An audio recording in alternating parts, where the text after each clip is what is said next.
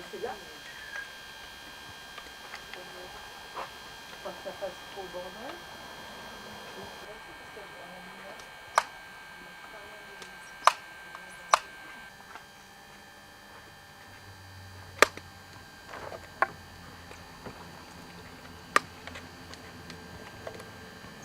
Oh, là, on filme de ce côté ici.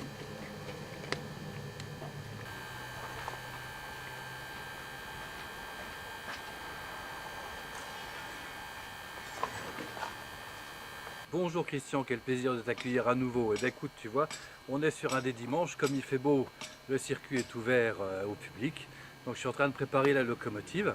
Donc je viens d'allumer il y a quoi, il y a 5-10 minutes, on a mis le feu, hein, elle est prête. On commence à mettre un petit peu de bois, on commence à alimenter ça gentiment, chauffer au bois doucement, pas trop fort au début. Si on mettait du charbon tout de suite, on aurait une température trop élevée tout de suite. Donc là on met du charbon, on la fait chauffer gentiment. Donc pour l'instant il n'y a pas de pression en chaudière, hein, c'est que le début, il y a l'eau qui chauffe. Alors de temps en temps je pose ma main, c'est pour vérifier en fait où en est la propagation de la chaleur dans la chaudière. C'est-à-dire que là je suis déjà quasiment plus au toucher, c'est-à-dire que je peux encore toucher mais pas longtemps. Là je peux toucher un peu plus longtemps, en bout de chaudière je peux toucher complètement. Ça veut dire que l'eau est en train vraiment de chauffer progressivement dans le corps de la chaudière. Alors si tout va bien, d'ici 20-25 minutes, je serai à ébullition partout, je vais commencer à faire un peu de pression vapeur, je pourrai débrancher son accélérateur de tirage, et puis la machine, elle sera prête en pression, prête à tirer des voyageurs, j'espère qu'on va pouvoir tirer quelques voyageurs. Alors au début, on met du petit bois pour pas avoir une chauffe trop rapide, parce que comme c'est du métal, ça n'aime pas bien se dilater à toute vitesse. Donc au début on met du petit bois, et puis là comme je commence à avoir un feu qui est un peu bien parti, que les tôles commencent à se dilater, que le métal est en train de prendre sa place, tout doucement je vais lui mettre les premiers grains de charbon. Alors ça c'est de l'anthracite, c'est ce qu'on appelle du flambant demi-gras. C'est vraiment du charbon qui est fait pour les locomotives à vapeur. C'est un charbon qui fait très peu de cendres, qui ne fait pas de mâche fer du tout, et qui a un gros pouvoir calorifique. Donc là c'est parti, on va commencer à lui mettre ces premiers cailloux de charbon. Parce que le bois, lui, n'est pas suffisamment calorifique. Hein, le bois ne dégage pas assez de chaleur à la combustion pour qu'on puisse atteindre la pression. C'est pour ça que les locomotives marchent au charbon, hein, parce que le bois n'est pas suffisamment calorique. Le charbon, c'est un pouvoir calorifique qui est bien supérieur. Et c'est grâce à ça que la locomotive, elle va pouvoir produire de la vapeur suffisamment pour pouvoir tirer les voyageurs. Et puis pour pouvoir vous faire découvrir tout notre beau site, les travaux qu'on a déjà faits, et puis pour pouvoir venir nous soutenir. Messieurs, dames, bonjour.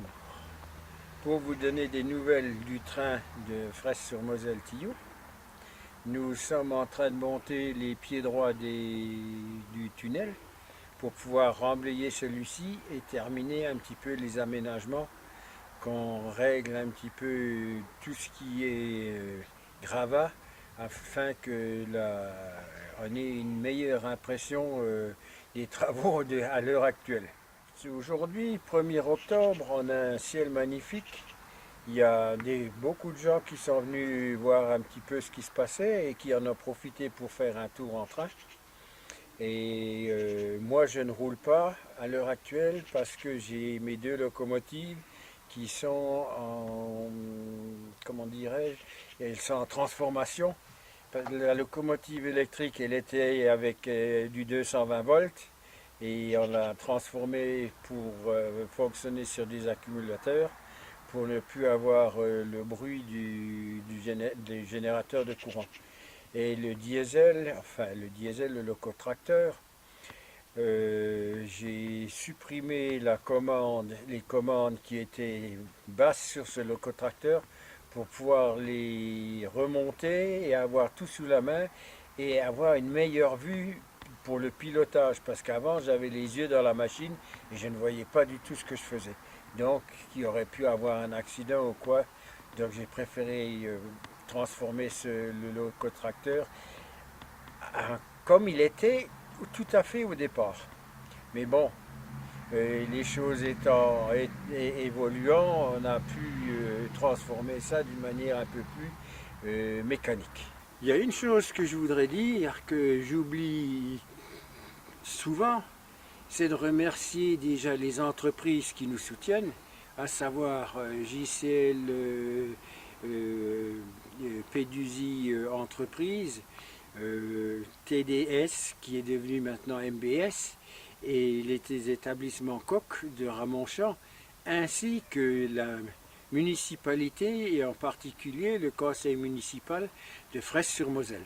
Je voudrais aussi remercier Cyril Dieudonné qui travaille aux établissements Pédusy pour le coup de main qu'il nous donne quand il vient piloter la grosse pelleteuse que les établissements Pédusy mettent à notre disposition pour pouvoir faire les gros travaux publics, à savoir mettre le remblai en forme, préparer les plateformes et ainsi de suite, parce qu'il fait ça après ses heures de travail, n'est-ce pas? Alors, il faut remercier Cyril Dieudonné, les établissements Pédusy et sa femme qui le laisse un petit peu faire.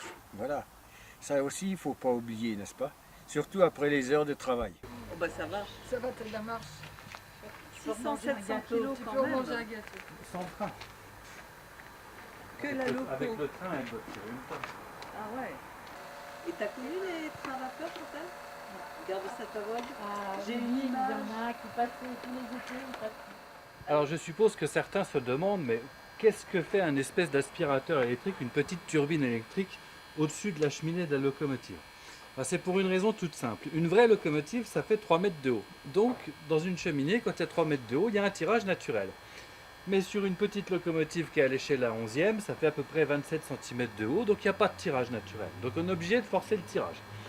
Donc il y a ce petit appareil là qui est en fait ni plus ni moins qu'une toute petite turbine aspirante avec un moteur électrique au-dessus. Et puis ici, eh bien, on a cet appareil là qui lui en fait vient délivrer, il délivre du courant continu mais il le délivre de manière à ce que je puisse le régler. C'est-à-dire que si je veux plus de voltage pour accélérer mon tirage, je vais tourner comme ça, on voit le voltage qui monte, hein, on est passé de 14 à 16 volts. Donc j'augmente mon tirage. Si je veux au contraire chauffer ma locomotive gentiment, comme on est au début, je vais me redescendre à peu près à 14 volts. Donc cet appareil-là me permet de régler artificiellement au début le tirage de la locomotive.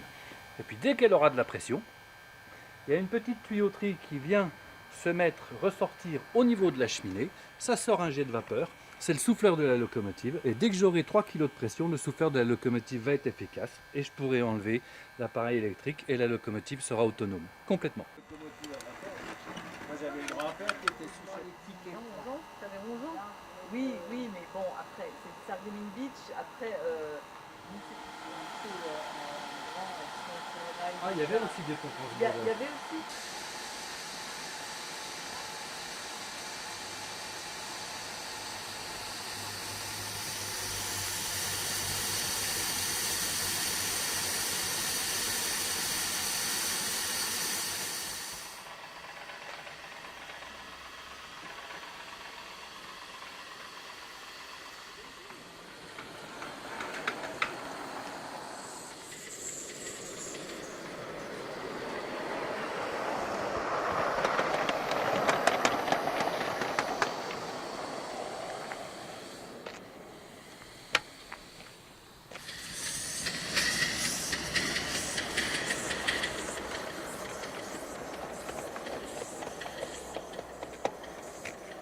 Voilà.